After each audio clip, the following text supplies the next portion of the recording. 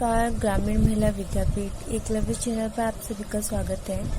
कक्षा 12 राजनीति विज्ञान इकाई फर्स्ट प्रमुख अवधारणाएं से पाठ 4 स्वतंत्रता और समानता के बारे में पढ़ेंगे। स्वतंत्रता के बारे में हम इससे पहले वाले वीडियो में पढ़ चुके हैं। आज हम समानता के बारे में पढ़ेंगे।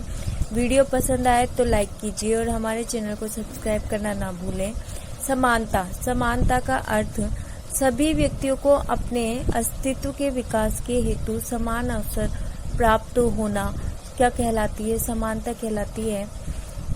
जब व्यक्तियों को अपने अस्तित्व के विकास के लिए समान अवसर प्राप्त होते हैं तो वह समानता कहलाती है। समानता से जो आशय लिया गया है कि व्यक्ति को किसी भी आधार पर बिना किसी भेदभाव के समान अवसर प्राप्त हो, जैसे उसके साथ किसी भी आधार पर, जैसे धर्म के आधार पर, जाति के आधार पर, लिंग के आधार पर, गरीबी अमीरी के आधार पर उसके साथ किसी भी प्रकार का भेदभाव न किया जाए, उसको समान अवसर प्राप्त हो, तो यह समानता कहलाती है।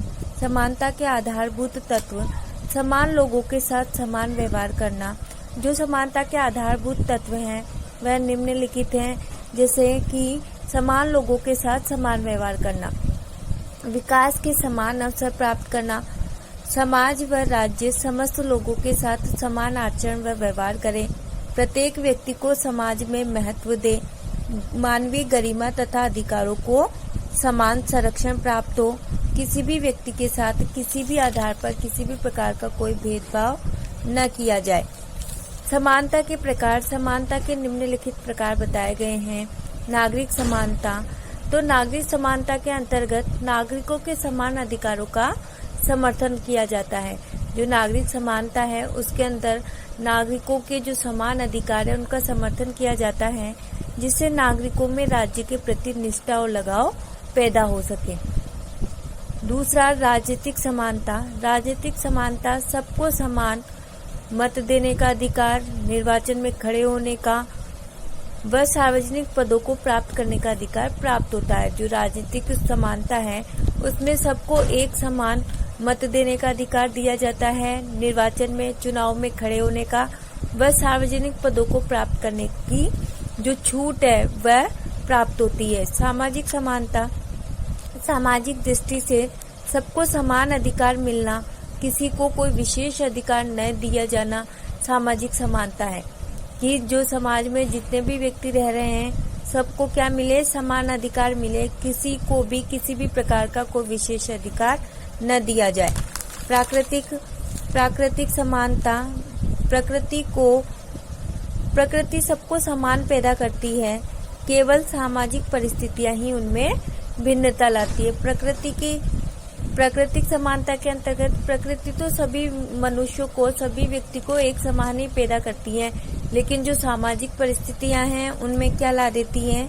भिन्नता ला देती है, इसलिए यह प्राकृतिक समानता।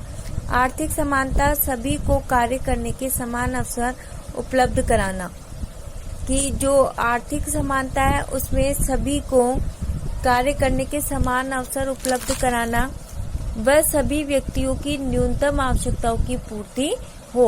और कैसे? कि सभी व्यक्तियों की जो न्यूनतम आवश्यकता है, जो आवश्यकता है सबसे कम से कम जो आवश्यकता है उनकी पूर्ति की जा सके, यह आर्थिक समानता है। सांस्कृतिक समानता। अल्पसंख्यकों व बहुसंख्यकों में समानता का व्यवहार ही सांस्कृतिक समानता है। अल्पसंख्यक और बहुसंख्यक जो लोग हैं उनमें समान व्यवहार करना ही सांस्कृतिक समानता है। कानूनी समानता। बिना किसी भेदभाव के नागरिकों को कानून के समक्ष समान समझना, कि व्यक्ति में कानून के नजर में सभी व्यक्ति समान है, उनमें किसी भी प्रकार का कोई भेदभाव न किया जाए। सभी के लिए कानून, समान न्यायालय व एक जैसे गुनाह के लिए एक जैसे दंड का प्रावधान है। यदि सभी व्यक्तियों ने क्या किया है, यदि सभी व्यक्तियों ने गुनाह एक समान किया है तो उन सबके लिए जो दंड है उसका भी समान प्रावधान है। अवसर की समानता। जाति, धर्म, वर्ण, वर्ग, लिंग व नस्ल आदि के आधार पर बिना किसी भेदभाव के नागरिकों को समान अवसर प्राप्त हो, कि जो अवसर प्राप्त होते हैं व्यक्तियों को आगे बढ़ने के, नागरिकों को आगे बढ़ने के, वो किसी भी भेदभाव के आधार पर ना हो, बल्कि किस आधार पर हो, उनकी योग्यता के आधार पर। शिक्षा की समानता, बिना किसी भेदभाव के प्रत्येक व्यक्ति को शिक्षा के समान अवसर उपलब्ध कराना। कि शिक्षा के अधिकार बच्चे की जागृति के अनुसार बच्चे में बिना किसी भेदभाव के सभी बच्चों को, सभी नागरिकों को शिक्षा प्राप्त करने का जो अधिकार है, जो अवसर है, वह उपलब्ध कराया जाए। यह है शिक्षा की समानता। अब स्वतंत्रता व समानता में संबंध। स्वतंत्रता और समानता में दो प्रकार के संबंध पाए गए हैं। एक तो दोनों परस्पर पूरक हैं और दूसरी परस्पर विरोधी हैं। जो परस्पर स्वतंत्रता और समानता को परस्पर पूरक बताने वाले विचारकों में R.S. Stoney, Laski, C.B. Macpherson, Rousseau और पोलार्ड, हर्बर्ट डीन आदि है। और परस्पर जो विरोधी इनको मानते हैं उनमें टोकविले, जेएस मिल, बर्निल, लॉर्ड एटन प्रमुख हैं। लोस्की ने जो समानता की परिभाषा दी है, लोस्की समानता को किस प्रकार बताते हैं, तो लोस्की के अनुसार कोई भी विशेष अधिकार वाला वर्ग ना हो, सबको उन्नति के समान अवसर प्राप्त हो, यही समानता है। जो लोस्की बताते हैं, लोस्की समानता को स्पष्ट करते हुए कहते हैं कि किसी भी प्रकार का कोई विशेष अधिकार किसी को न दिया जाए, सबको उन्नति के समान अवसर प्राप्त हो, तो यही समानता है। अब कुछ प्रश्न जो इकाई फर्स्ट, यहाँ आपकी इकाई फर्स्ट कंप्लीट होती है और इकाई फर्स्ट के कुछ महत्वपूर्ण प्रश्न मैं आपको बता रही हूँ। न्याय के सार्वभौमिक मूल्यों की वर्तमान समय में क्या प्रासंगिकता है, बताइए। जॉन रोल्स के न्याय संबंधी विचार संक्षेप में लिखिए। प्लेटो व अरस्तु के न्याय संबंधी विचारों की समीक्षा कीजिए। न्याय के विविध रूपों को स्पष्ट कीजिए। मैक्स वेबर ने सत्ता के कितने रूप बताए हैं, स्पष्ट कीजिए। शक्ति के वर्गीय सिद्धांत को स्पष्ट कीजिए। वैधता का महत्व समझाइए। सत्ता पालन के आधारों का वर्णन कीजिए। धर्म व राजनीति के अंतर संबंधों की व्याख्या कीजिए।